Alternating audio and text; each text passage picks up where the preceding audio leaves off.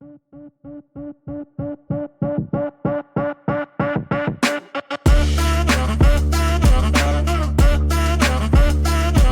is episode 48 of the Hybrid Coaching Podcast. In this episode, we're going to talk about what you should be doing now if you don't have a race until the fall. What kind of changes can you make to your program to move from open to pro? Deconstructing movements. How do you address certain aspects of movements to get better at the entirety? And also coaching safety, efficacy, and efficiency. Let's make hybrid fitness work for you.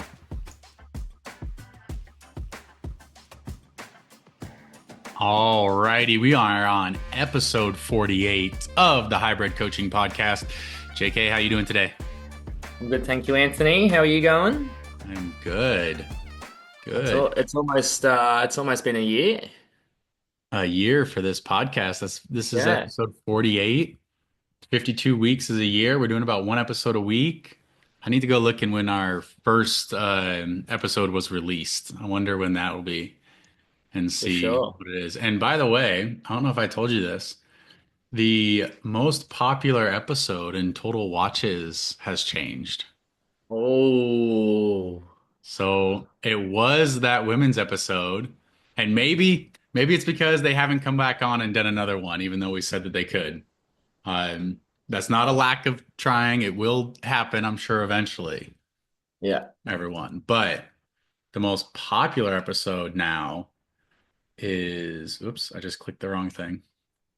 Hold on, come back up. Episode 45, the Glasgow post-race discussion with James Kelly. The one that I was going in and out of reception as well. But sorry, ladies, you have take the for now. Yep. Yeah. So, all right. Anyway, that's a new popular episode. Just thought I'd tell everyone we are on episode 48. Other ones are still doing good. We're getting, I think, 10 times the amount of listens and views that we did on our first episode when it first came out. So progress year over year. That's right. Progress. It'll be good to do a episode eventually, Anthony. I was thinking about this one where it's the four of us. Yeah. Georgie and I and Lauren and yourself at some point. At some point, that would be very fun. All right. What do we have in store today, Coach? Okay. So for today, JK asked, how do you program what you want an athlete to feel in a general physical preparedness? We got a couple questions that we're going to ask and then another topic. So one of the questions was, it's actually been coming up a lot recently. So this was not just one person asking. So I'm going to summarize a couple of these. Basically, they're not competing till the fall. They didn't qualify for world championships. They're not in world championships, or they were injured coming up to this point of the season. And so they're not competing now until November or August or something like that. What should they do right now? Should they be following a program? Can they be doing this stuff? Or should they only be doing easy runs for the next few months until they get into it? And I have an interesting response to that I like. And then we did get asked a question last week. I brought it up and we said we'd do a whole episode on it. I'm just going to add it in here and I'm going to keep adding it to the topics until we actually address it. So I don't know if we'll get to it today, but what changes to the program does somebody need to make to progress from being an open athlete to a pro athlete? It's a big one. Yeah.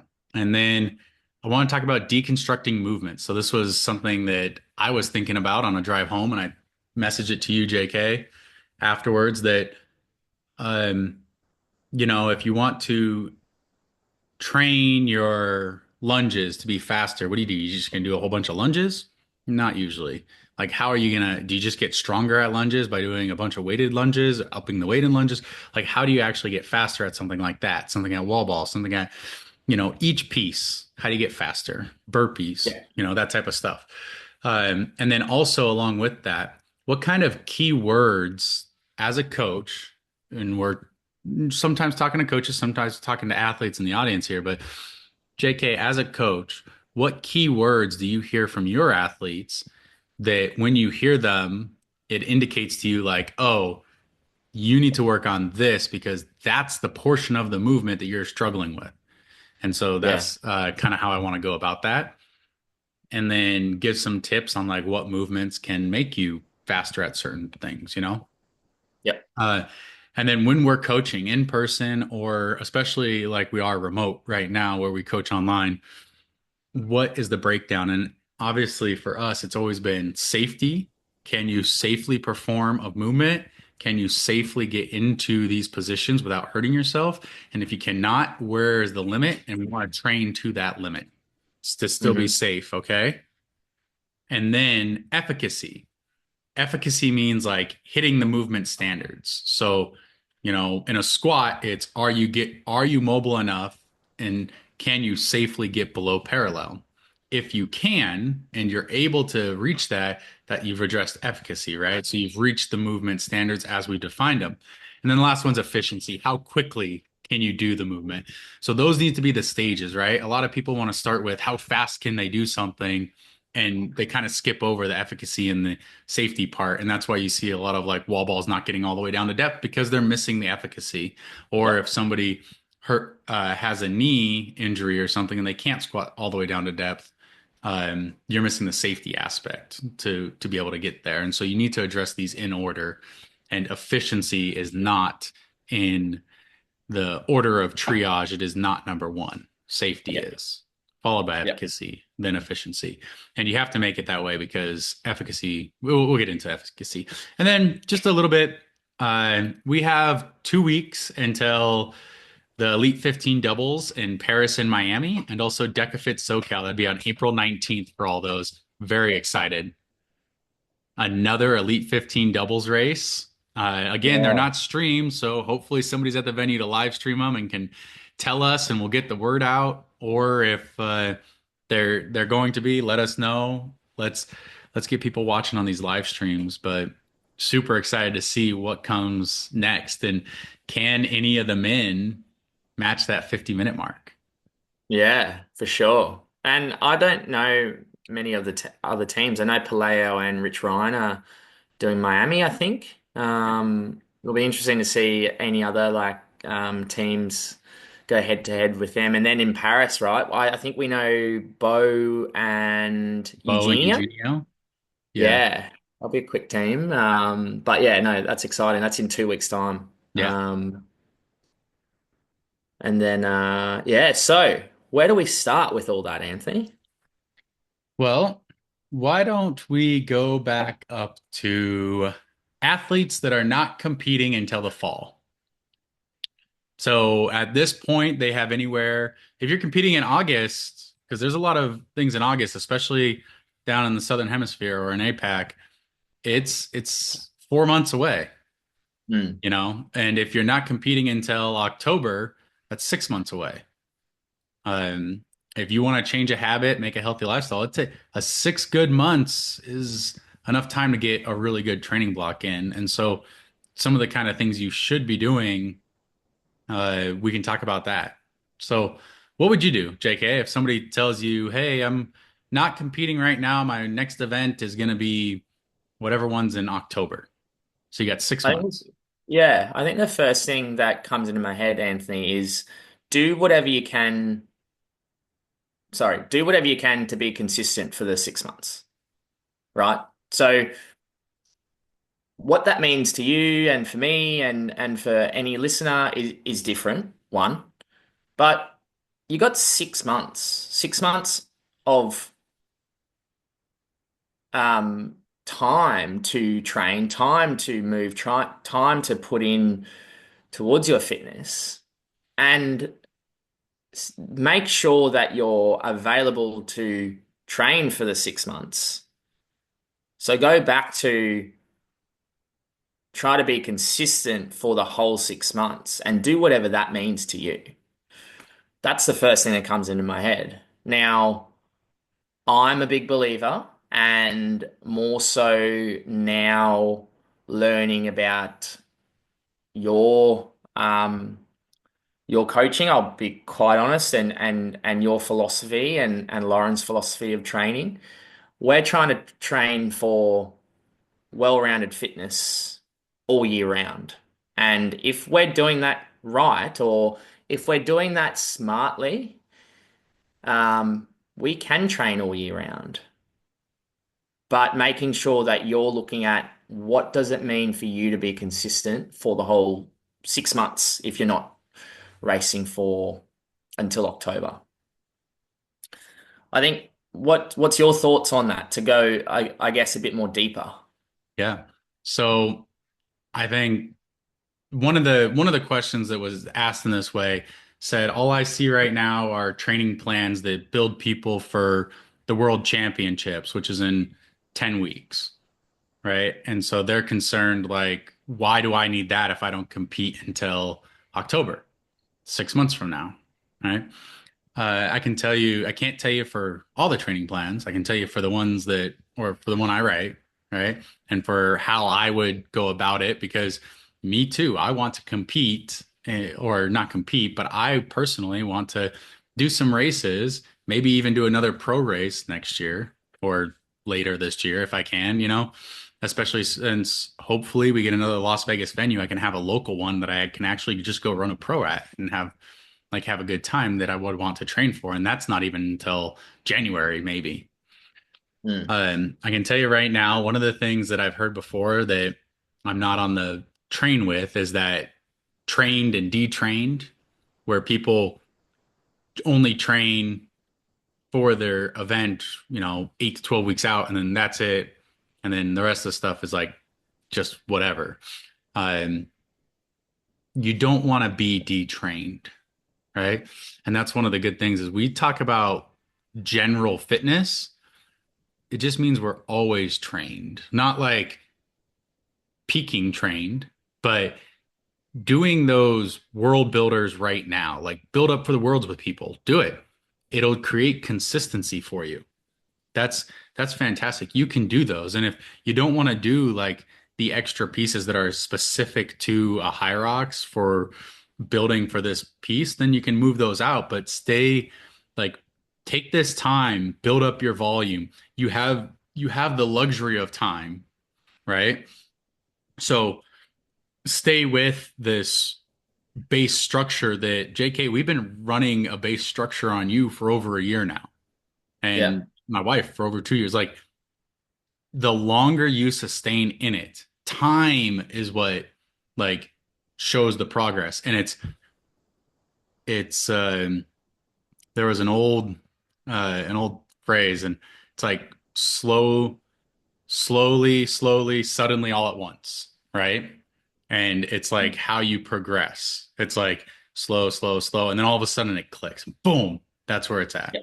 Uh, that progress, I can tell you from just firsthand experience coaching people, there's like the first bump increase is like 6 months. The next one is like 18 months. And then it's like 30 months. Like it just it's consistency. And when you say it like that, it's 180 days, but you can't take it all at one time. You need to think about it like I'm not trying to train for October. I want to put one good day together. And then I want to put my next good day together. And then Mm. I back them up to each other. So I've put 2 days together, now 3 days together. And all of a sudden you have a good week. And then it's like, okay, I want another good week.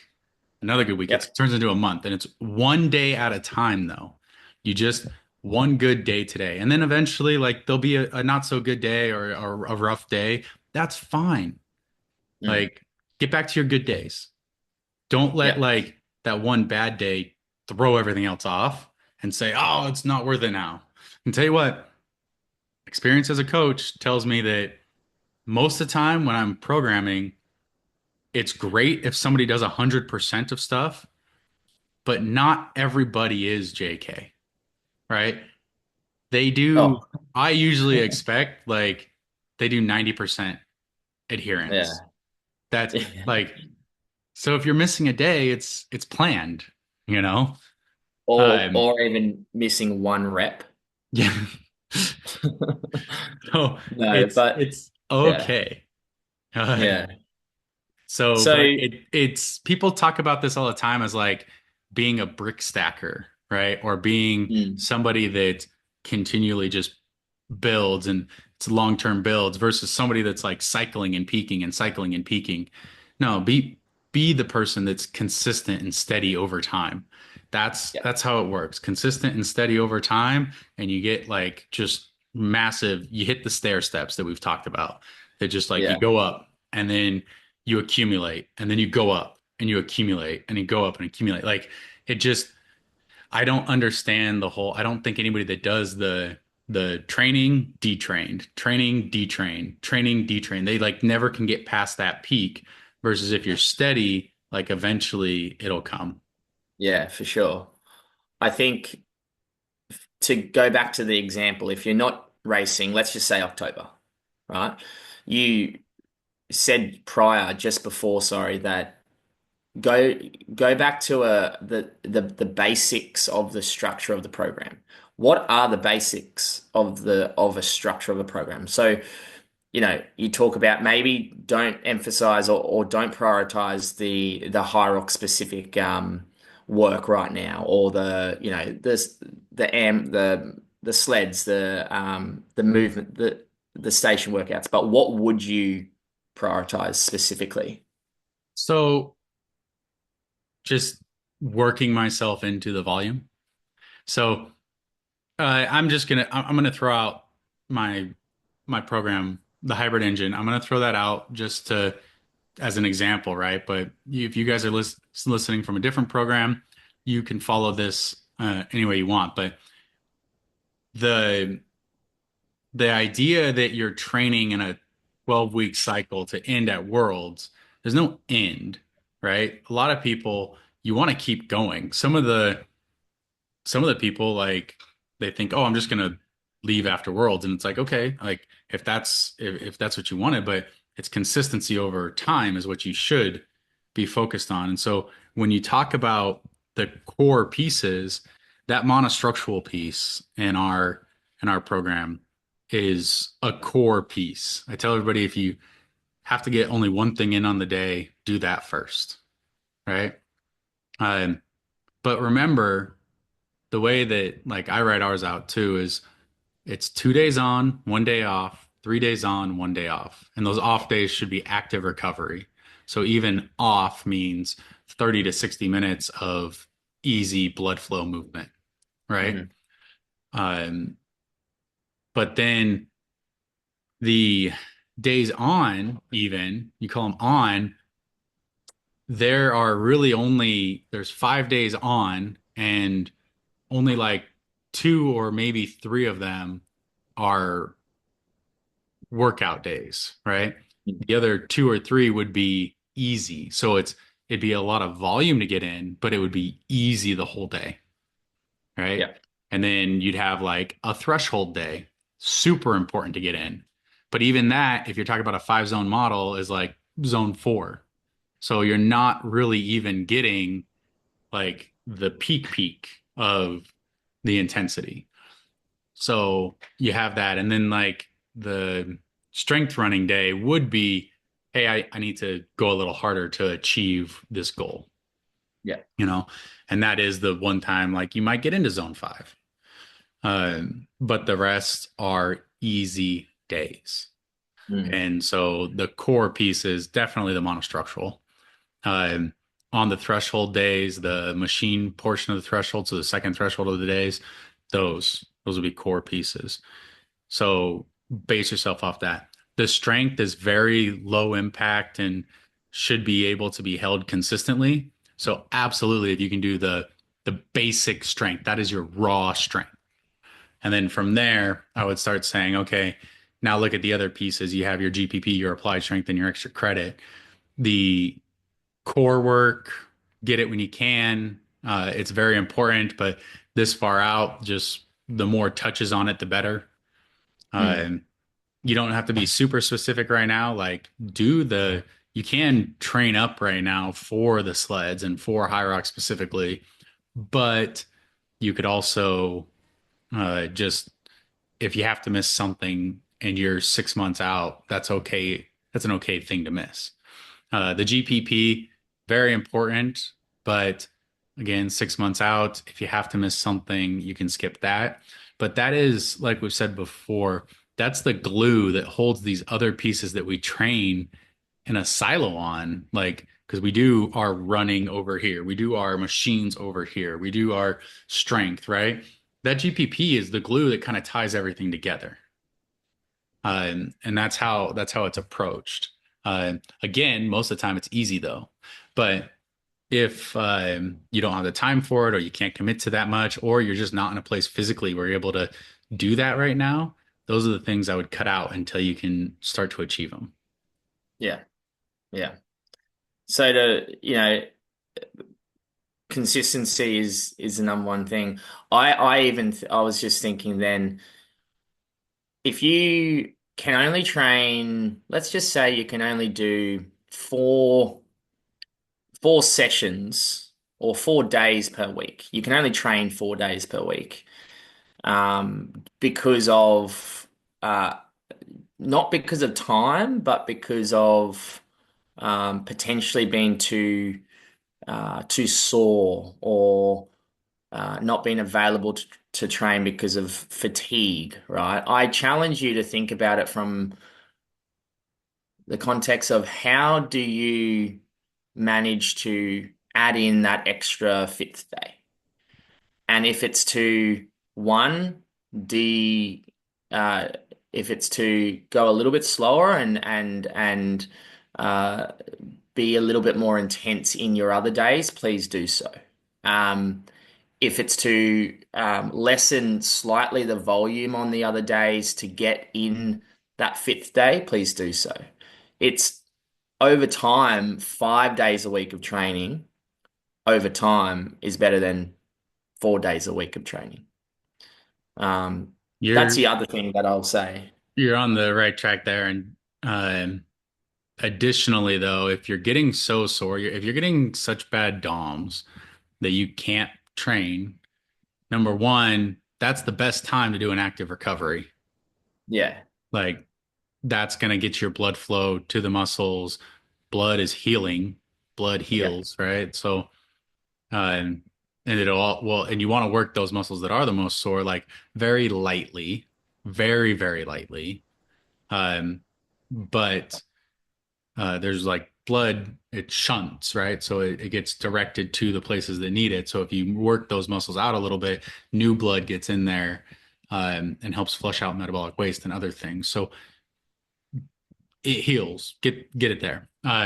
Additionally, the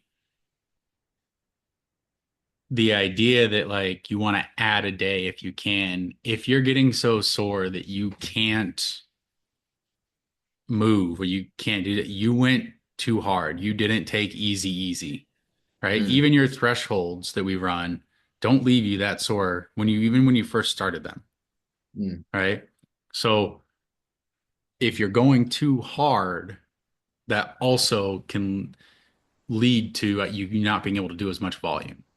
mm, So I would take a look at the are you stressing too much weight? Are you stressing too fast and you're what's supposed to be easy? That kind of thing. yeah, Number definitely. one thing. Number one thing you do, slow people down. People people that Yeah, go hard, hard, hard all the time and then look at like a program like ours where there's high volume are the ones that get overtrained because they try to take the whole high volume at that hard pace, and it is not. You yeah, need to have the easy days, and almost everything that you would see on there is easy. yeah, yeah, So yeah, very important. I'm glad we got to talk about that one because I got a couple yeah, questions on that, and then actually right before we came on, another person, a friend of mine, asked me kind of the same question, and so I'm glad we got to talk about it. I'll respond to him and say, "Go listen to this next episode. Thanks for your question." Speaking of though, guys, if you have friends out there and you just share this with one person, That would really help us out, spread the word, Just get one, it out there just because one. the number one way that podcasts are spread are not somebody seeing it on social media, video, whatever. It is word of mouth. One person saying, I listened to this. And that is more trustworthy to a new listener than anything else. So if you guys can um, do that, that would be super helpful, as well as if you get a chance just to leave it a rating. If you think we deserve 5 stars, then that'd be appreciated. If you think we deserve 1 star, tell us why. And then also, if you want to leave a comment or review, that would be great. So, going on to the next thing, JK, what changes do you make to a program to progress somebody from an open athlete to a pro? My first answer to that is it depends, but also not much. Not much at all. The reason behind that is because yes, it's a different race. It is a different race because of the load. But in terms of the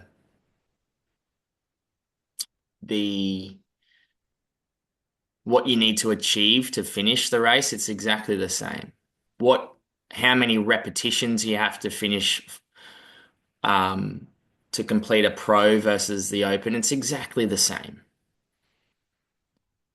There's not much. The only thing that I would change, or if I'm working with this individual one to one especially, is just making sure that they are confident with their ability to work with the load of the sleds, the farmer's carry, the sandbag, and the wobbles. And that's that's what you change. Now, how to change that? Well, I don't know how long we've got. Like there's a lot of ways you can change you change to make sure that someone is capable and then confident to wall ball the 9 kilogram ball versus the 6 kilogram ball. But if you've already got the strength behind you, then not much changes. Not much changes from training pro versus open. That's my response, Anthony. How about you? Right. So, like you just talked about, what's the difference between the two races? Well, the distance you're running is not the difference, right? You're running the same distance whether you're doing pro or open.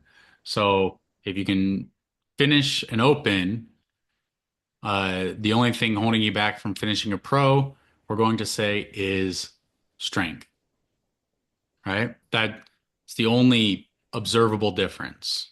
I'm not talking about like racing it right now. I'm talking about finishing, just Mm. finishing. You can finish an open. If you're strong enough, then you can finish a pro. What does that mean to be strong enough? Well, on the men's side, you have to go from being able to push a 152 kilogram sled to pushing a 202 kilogram sled. All right, so 50 more kilos. On the You have to be able to go from pulling a 100 kilogram sled to pulling a 150 kilogram sled. Right? Is that the men's? Yeah. And then Yeah. this is for men. The women's is actually one even 50 kilos off that. Uh, for the wall balls, you have to be able to do 100 wall balls from 4 kilos to 6 kilos on the women's side, or 6 kilos to 9 kilos on the men's side.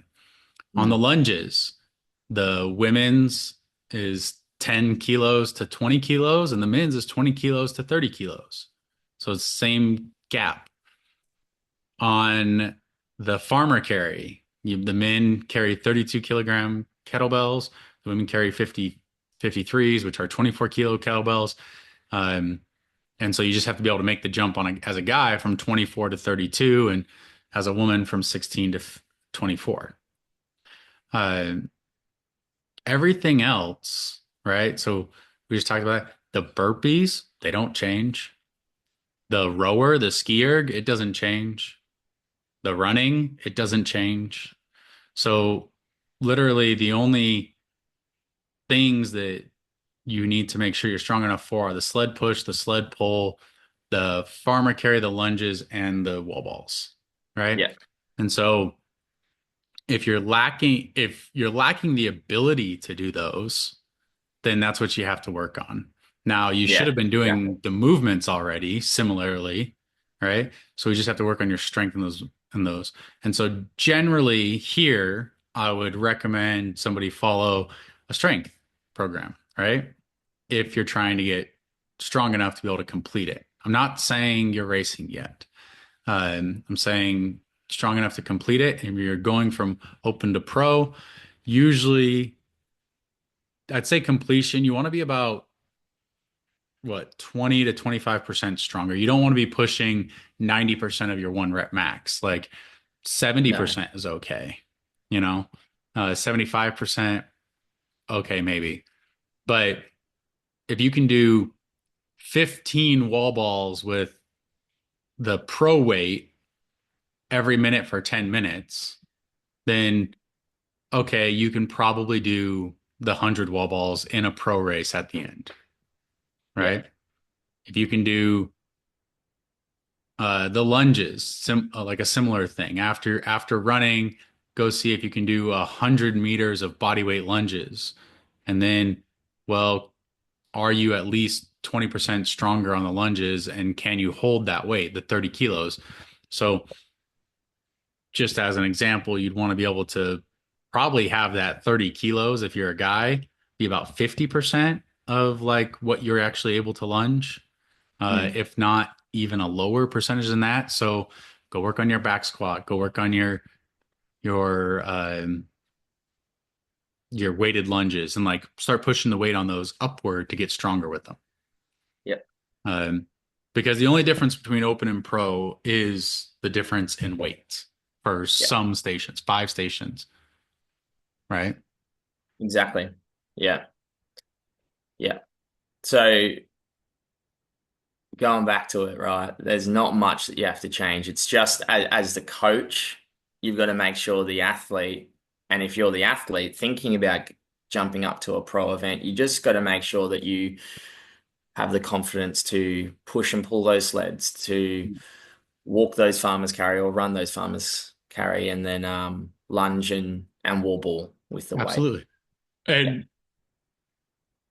And that being said, I I don't see them as the exact same event. I know there are similar movements and everything, but the the pro and the open elicit a different response if you are racing them. This is what we're going to talk about them, people racing these things, right? They elicit a completely different response in terms of what you're able to do because some people you can go to an open event and just never be stopped, never be slowed down, right? And that changes how you run. It changes how you are able to do the lunges and the wall balls towards the end when you haven't had kind of the heart rate damper that is the sleds, or Mm. if the farmer carry makes you put it down more times than not, when you get to the open and you're able to run with the kettlebells versus just like the penguin waddle, it changes. Like all of a sudden, I know it's only maybe 15 seconds on the farmer carry, but all of a sudden your heart rate never came down because you were working the entire time. Definitely. Definitely. Um, So, all right. Hopefully we answered their question there. And then let's go on to deconstructing movements. So, deconstructing movements, what does that mean? Well, it means you break down a movement into the constituent parts. So, for example, a wall ball, you would work squats or push presses or strict presses or uh, just like isometric, eccentric, and concentric squats. yeah. And So, then the example of the burpee broad jump is my favorite example, Yeah. right? You've got the the push or the burpee aspect of pushing with your chest or with your arms off the ground. And then you've got the jump, the plyometric movement of a broad jump. Yeah. And even the burpees itself, you have a kick out, you have a mountain climber, you have Yeah. push-ups. Like there's so many aspects of the burpee that you can address as well. Uh, and so what kind of phrases do you hear from an athlete if an athlete's struggling on something? Maybe I'm too specific on this question and you won't have an answer for what I'm looking for, but like has an athlete ever told you something and you're like, okay, I know what you're saying, but here's what the issue is based on what you're saying, you know? Like maybe they don't know, why am I not faster at lunges? What's wrong? Why am I wobbly when I lunge, right? Yeah. So do you have a solution for somebody that says something like that? Well, I think the first example that comes in my head is asking the athlete what what gives out on the wall ball? Is it the leg? Is it your legs or is it your shoulders and your upper body endurance? Is that so? I get that a lot. And sorry, I ask that question a lot because and also you ask me that question a lot because that's very important when it comes to the wall balls. If it's your shoulders giving out and it's more of a upper body endurance, then okay, we need to work on some more shoulder, uh, you know, pressing endurance, um, such things as push-ups and dips and bench press, right? Um, Whereas if it's your legs giving out, well then, we got to work on your squat, your ability to squat efficiently, but also like um, under load as well. That's the first example, Anthony. Okay, that makes sense. So let's go through a wall ball example. Usually, I think I ask you what gives out on your wall balls. As we progress in the relationship, and I know you better, I'll say, okay, is it your legs, your shoulders, or mental? Or Like mentally why do you on my break, mind. right? So there's three actual reasons, but we'll start with it. And most of the times the athlete will just be like, yeah, the easiest one, oh, my shoulders are burning. And it's like, okay, well, if you tell me your shoulders are burning, how did your legs feel? Oh, they could have gone for days. Okay, so we're good on your legs. What's really wrong with your wall balls then is your shoulder burnout, which, okay, we need to address that through, like you said, push-ups, push presses, um, things like that. Maybe just holding front rack stuff. Maybe this is compressing your diaphragm so much you can't breathe, but it's making your shoulders Mm. give out. Like that could be an issue. So we want to make sure you're in the right position with the ball so you're throwing it correctly.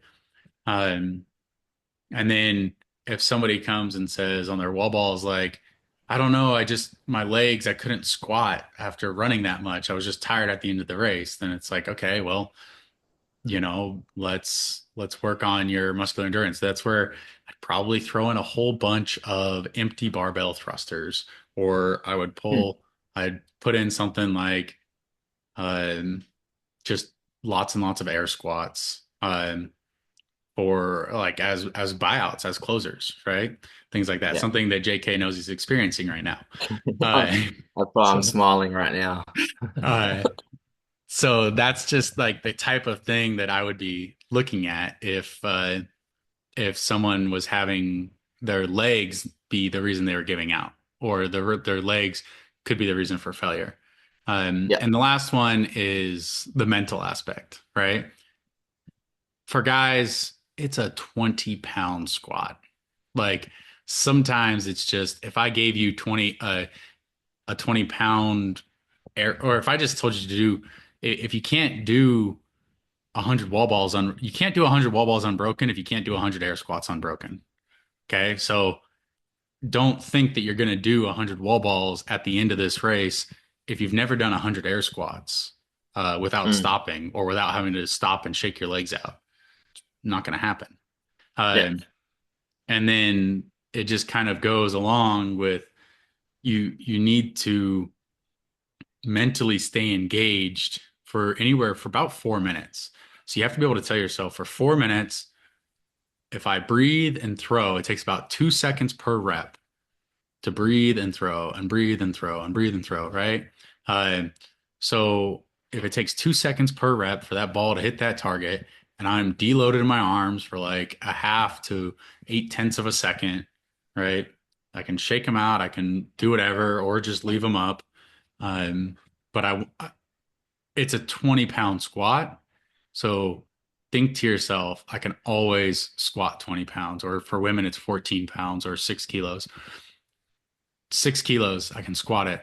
If I gave you a dumbbell that was a 6 kilo dumbbell and said, okay, goblet squat, go ahead, you're going to be able to do it.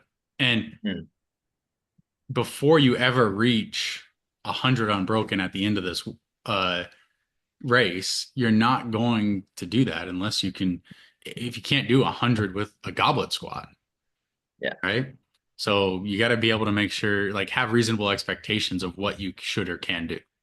Um, Yeah. Along with that, if you're trying to coach somebody, uh, one thing that I like to do is, okay, you are having trouble. We're talking about wall balls, so I'll stay with the wall balls, but you're having trouble uh, exploding out of the bottom, right, of the squat portion. Okay, let's work on the phases of the squat to recruit more muscle fibers so that you can be more explosive, right? Yeah. Because what is if somebody references back, go back and read our the interference effect episode we talked about, right? If somebody goes back to that, you the interference effect, you can train both strength and aerobic ability at the same time. The thing that is difficult to maintain during that you have to like pay special attention to is your power. So power has to be able to be maintained, like or Mm. be able to be trained specific with if you when you're doing both. So more muscle fiber recruitment achieves greater power.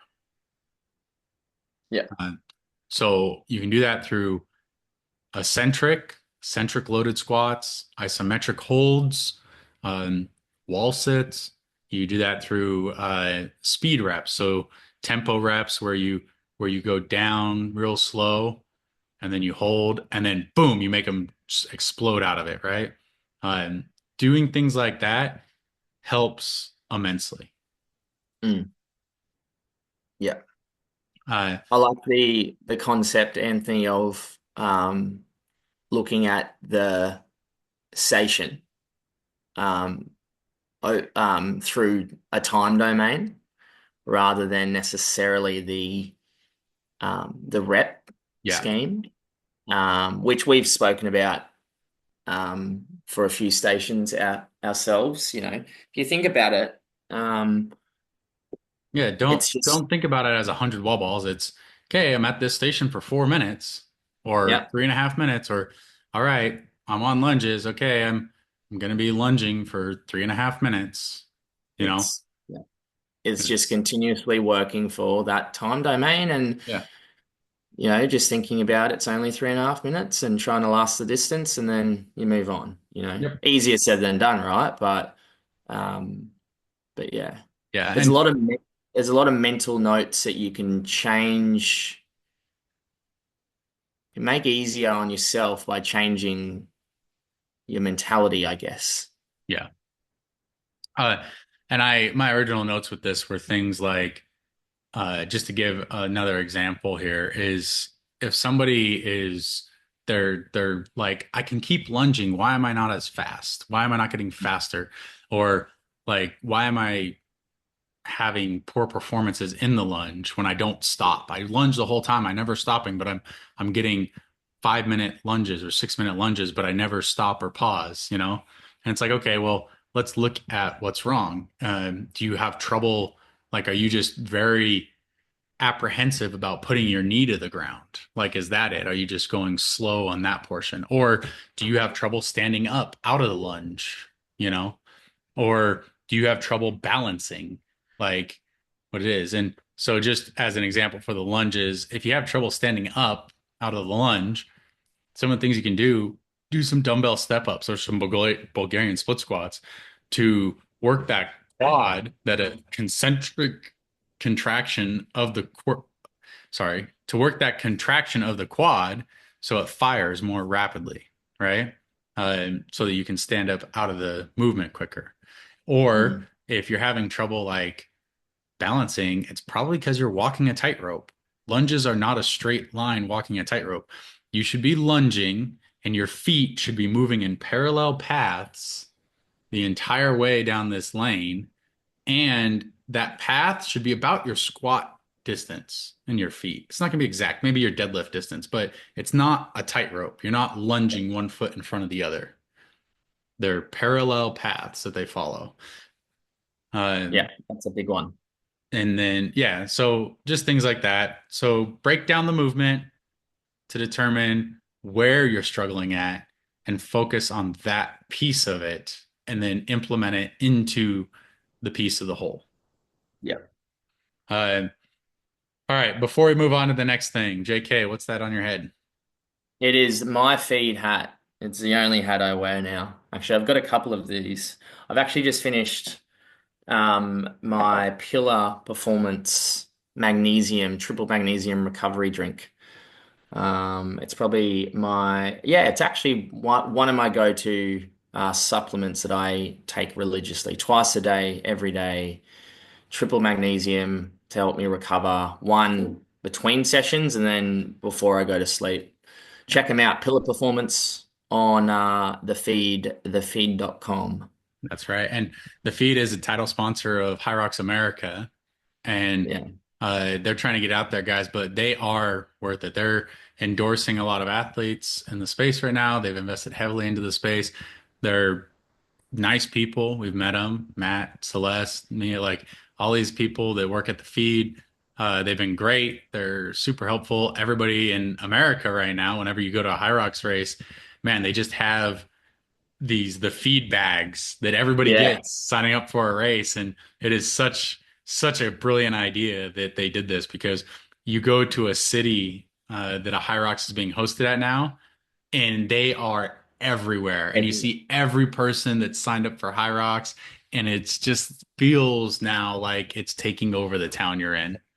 So the Yeah. feed.com guys, they have almost any supplement and recovery products that you could want on there. And like we've said before, you can only train as much as you can recover. And so they got the things that can help you with that. We talked about safety, efficacy, and efficiency a little bit, but I just want to define them a little bit more. When coaching movement, we do safety, efficacy, and efficiency. Efficacy is just when someone reaches the movement standards. So you can think of efficacy, that middle piece, as the movement standards, right? So on a push up, it's chest to deck. So touch the chest. So touch your chest to the floor. And then Yeah. full extension of the arms and shoulder girdle, right? So boom, you got to go all the way out. It's not like you don't, these little mini push ups are not reaching standard. Yeah. Um, like same thing with the squat, if you're just staying below and you're not standing all the way up with full extension of the hip and the knee, then you're not reaching full extension of, or you're not reaching the standard of the air squat or any Yeah. squat. And that's for a lot of things. So in terms of high rocks, what are the points of performance and efficacy on some of these movements? Well, the the burpee broad jump, you have to touch your chest to the ground, and then you have to jump with parallel feet. Your hands can't come past, or sorry, your feet can't come past your hands when you step or jump up. And there can only be 12 inches between your foot and your hand when you go down, right? So those would be the points of performance. If you're missing any of those defined black and white standards, then you're not reaching efficacy. Yeah. Same thing on the lunges. You must pass completely through full extension of the knee, hip, and in line with the shoulder, right? Up and down at some point. So you can't be like partially bent over, like doing lunges. Your knee has to touch the ground. And sandbag has to be on your back. So if you're carrying it in a front rack or over one shoulder or under an arm, it doesn't count. So you're not reaching the standard. So efficacy is important. So first one you always look at though is safety. Can you safely perform a movement? That is extremely number one, because if you can't safely perform it, you're going to get hurt. If you get hurt, you can't do anything. Well, we'll talk about working wounded maybe another time, but uh, we'll just say for now, if you're hurt, you can't do it anyway. So we push the boundaries of that. Like if I have a knee problem, I still want to keep pushing my mobility boundary of what I'm capable to without pain. So safety number one, efficacy number two. The last one is efficiency. When you're coaching movement, you want to be like everybody wants to be fast, but fast doesn't matter if you're getting a bunch of no reps and you're not reaching efficacy. So getting from point A to point B as fast as you can while still hitting the movement standards. That's what's Yeah. important. That's where you hone in on. So if I was to take some athletes, one of the things I would say is safety is a priority that you work on with everybody, but you focus on with new gym goers, right? Yeah. Efficacy usually involves slowing people down and saying, come on, let's hit the standards or like work on any limiting mobility issues they could have. And then when you get to the people that are being more competitive, so your upper echelon of pros and elites, that's when you start working on efficiency. The Mm, first thing you want to do is make sure that safety and efficacy are addressed with for health and performance. And mm. then you work on the efficiency, and that's how you start to bring time down. Yeah. It's hard being an online coach because like we can, I can only talk for myself, but we're both online coaches, right? And we don't see our athletes face to face. Now, um, I personally think if you're listening to this and asking yourself the honest questions of how is my one safety, efficacy, and efficiency, I think one of the best things to do is one, film yourself. Actually film yourself and actually go back and watch yourself um, move. And then, even to the point where I've had a number of my athletes send over some videos of them moving so I can have a look at their um, efficacy and efficiency and safety, right? But then also don't be afraid to make sure that if you do have a buddy or someone at the gym that you're training with or someone's around, don't be afraid to be open-minded by just asking them, how do you think I'm moving? And I know not everyone's a coach and stuff, but a lot of people do, or a lot of people are aware of good movement standards or Yeah. good movement, full stop. Yeah. So And those two things are really important. address the safety and how you are moving before you try to move through the efficiency portion, right? Mm. That's very targeted, but you need to have a very comprehensive understanding of the first two pieces before you get to that final piece. Yeah, and it's not the other way around, and it No, can't be the other way it's around. well, the safety and the efficacy is 95% of this. The Yeah, efficiency is the 5%. Why are you yeah, working on the 5% if you're not doing this other stuff? yeah, yeah. I like it. All right. I like it. Couple things that I want to say before we address the last part of this is I want to give a personal, just massive congratulations to my wife. I love her. She's amazing. Like I said earlier, the Open and the Pro are different races. And I was so happy to see the smile on her face to be able to run in the Open race uh, in Washington, D.C. and get to watch that. It was just a joy. So it was so cool. She set an awesome time, just flying. And what's really cool is that that time is, um, it's resetting like what's possible for women. And Mm, as she progresses now, that open time could become a new goal time for the her pro race, and she has more to take off in the open.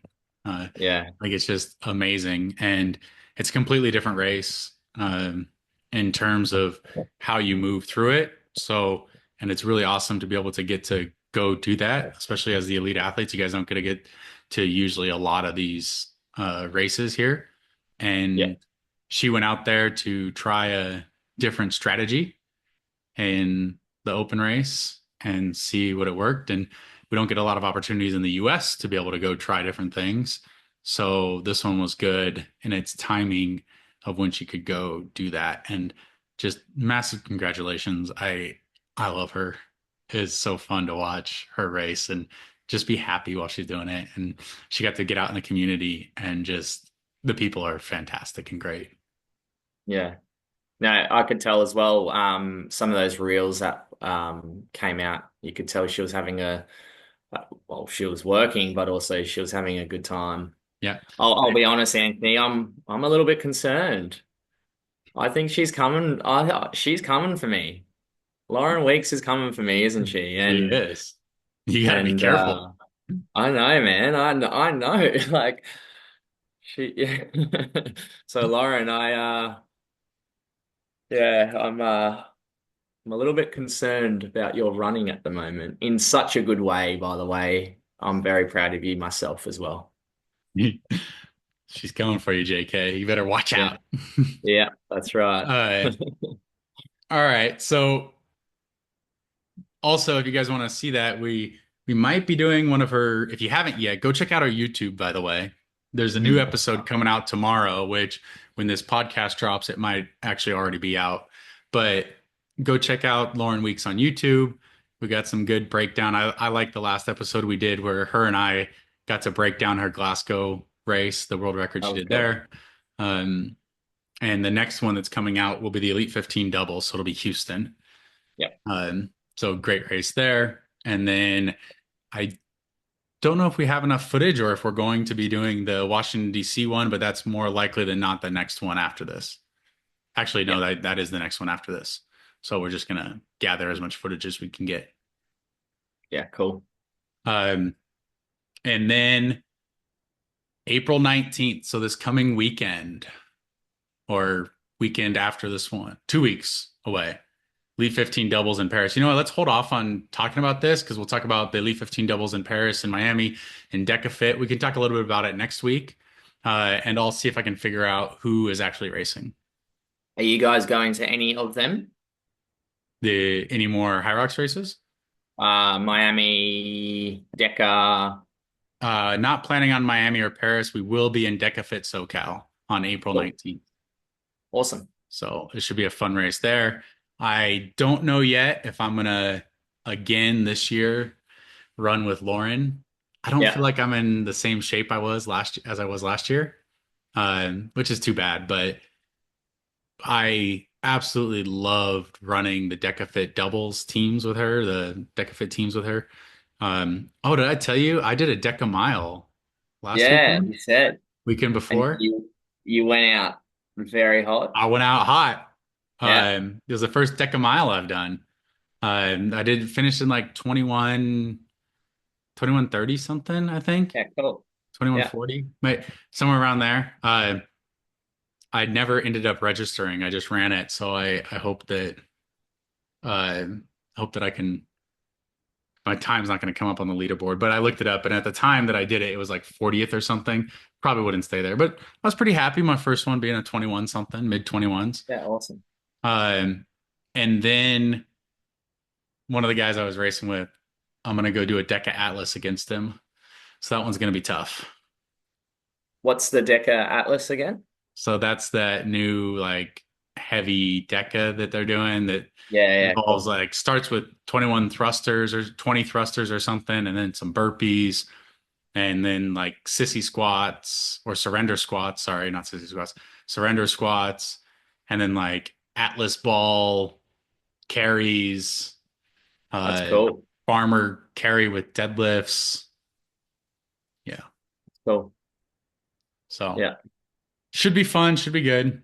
Um, but I think we addressed everything that I have on here. JK, you got anything else? You want to close it out? No, yeah. Thanks for listening, guys, as always. And if you ever want um any other feedback on our podcast, or if you want to get in touch, please Instagram DM or at jk.jameskelly. Yep. And if you are looking to message us because you have a question or a topic, you can leave a comment on Spotify or Apple Podcast or wherever you listen on YouTube.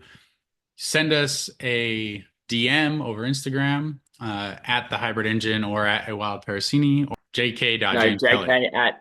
jk at provenfitness.com. Oh, email. Nice. Yeah, guys, so you can send that to us any way that you want to get in touch with us. And also, if you are looking for any online programming or inquiring about coaching, give us a holler. Thanks, guys. We'll talk soon. Thanks. Have a great day. Thank you for listening to the Hybrid Coaching Podcast. If you'd like to get in contact with James Kelly to seek out some coaching or for general questions and inquiries, please go to Instagram and find him at jk.jameskelly. Or you can find him and Georgie Vesley on YouTube at James Kelly and Georgie Vesley. If you'd like to contact Anthony or seek out programming or coaching questions from the Hybrid Engine, please go to Instagram at the Hybrid Engine or at a Wild Parasini. Thank you again. Have a great day.